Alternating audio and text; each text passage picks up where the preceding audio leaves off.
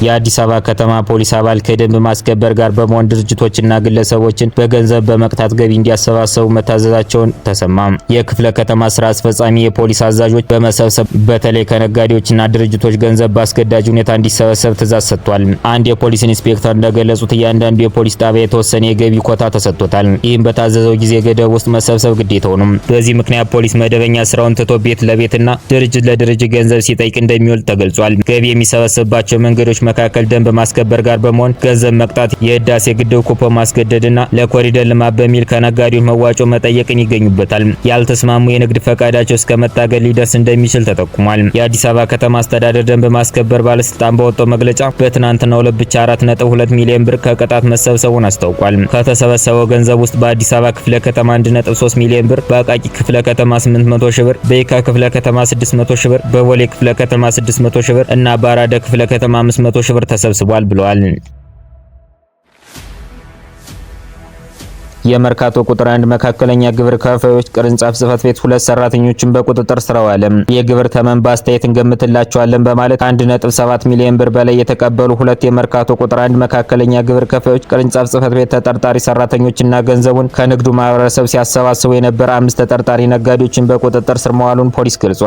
በአዲስ ከተማ ክፍለ ከተማ ወረዳ 1 ልዩ ቦታው ሲዳማ ተራ እየተባለ በሚጠራው አካባቢ ከሚገኙ አሮጌ ዕቃ እየገዙ ከሚሸጡ ነጋዴዎች 2 የመርካቶ ቁጥር 1 መካከለኛ ግብር ከፋዮች ቅርንጫፍ ጽህፈት ቤት ሰራተኞችና ነጋዴዎችን በማነጋገር ለመንግስት የምትከፍሉትን የግብር ዋጋ ተመን አስተካክለን እንሰራላችኋለን በማለት ይነግሯቸዋል። የቅርንጫፍ ጽህፈት ቤት ሰራተኞችም ይህን ለማስፈጸም እናንተ በ5 ሰዎች አስተባባሪነት ከእያንዳንዱ ነጋዴ ብር በማሰባሰብ የድርሻችሁን ሰጡን በማለት 89 ነጋዴዎች ከ1.7 ሚሊዮን ብር በላይ መሰብሰባቸውን ተገልጿል። ይህ መረጃ እንደደረሰው የገለጸው ፖሊስ የአዲስ ከተማ ክፍለ ከተማ ፖሊስ መምሪያ 2 የመርካቶ ቁጥር 1 መካከለኛ ግብር ከፋዮች ቅርንጫፍ ጽህፈት ቤት ሰራተኞችና 5 ነጋዴዎች መጋቢት 9 ቀን 2017 ዓ.ም ከነ ኤግዚቢቱ በቁጥጥር ስር በመዋል ምርመራ እያጣራባቸው እንደሚገኝ አስታውቋል።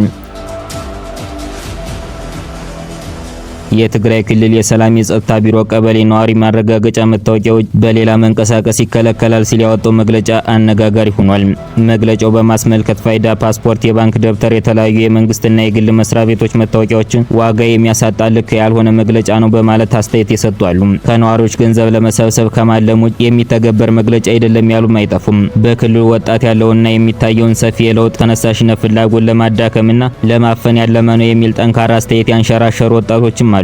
የክልሉ የሰላም ጸጥታ ቢሮ ያወጣው መግለጫ የቀበሌ ነዋሪ ማረጋገጫ መታወቂያ ተዘጋጅቶ ለዕደላ ዝግጁ መሆኑንና ነዋሪው እየወሰደ እንደሆነ አመልክቷል። ከቅርብ ጊዜ በኋላ ያለ ቀበሌ ነዋሪ ማረጋገጫ መታወቂያ ሌላ መታወቂያ ይዞ መንቀሳቀስ ስለሚቆም ሁሉም ነዋሪ ተገቢውን ነገር አሟልቶ ወደሚኖርበት የቀበሌ አስተዳደር በመሄድ መታወቂያ መያዝ ይኖርበታል ይላል መግለጫው። የመቀለ ከተማ የአንድ ቀበሌ አስተዳደር በሰጡት አስተያየት ቢሮ የሚለውና መሬት ላይ ያለው እውነት አይገናኝም። ለምሳሌ የኛ ቀበሌ ነዋሪዎች መታወቂያ እንዲዘጋጅ የሚጠይቀው ገንዘብ አሟልቶ ባለመክፈላቸው ምክንያት የደረሰን የህትመት ውጤት ስለሌለ እደል አልጀመርንም ብለዋል። ከጦርነቱ በፊት ለነዋሪዎች ሲሰጥ የነበረው የወረቀትና የነዋሪ መታወቂያ ካርድ ወደ ዲጂታል ለማሳደግ ሲደረግ የነበረውን እንቅስቃሴ በማቋረጡ ምክንያት ነዋሪዎች ከጦርነቱ በኋላ ለተለያዩ ስራዎቻቸው ማሳለጫ መታወቂያ አጥተው ሲጉላሉ ማየት የተለመደ ነው። ከቅርብ ጊዜ በኋላ በክልሉ አገልግሎት መስጠት የጀመረው ሀገራዊ ፋይዳ ዲጂታል መታወቂያ እንዲሁም የአዲስ አበባ ፓስፖርት እደላና እድሳት ችግሮቻቸው በመጠኑ ሊፈታላቸው ችሏል።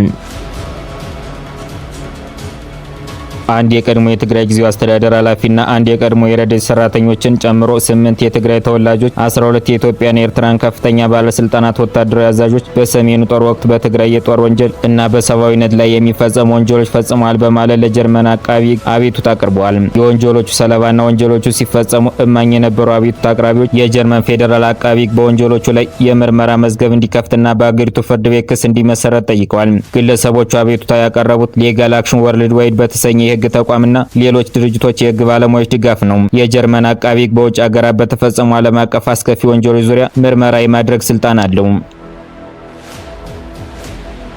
አፍሪካ ከዶላር ጥገኝነት ለማውጣት የንግድ ልውውጦቿን በሀገር ውስጥ ምንዛሬ እንድታደርግ ባለሙያዎች በ57ኛው የአፍሪካ የገንዘብ እቅድና ኢኮኖሚ ልማት ሚኒስቴሮች ጉባኤ ላይ ጥሪ ያቀረቡ።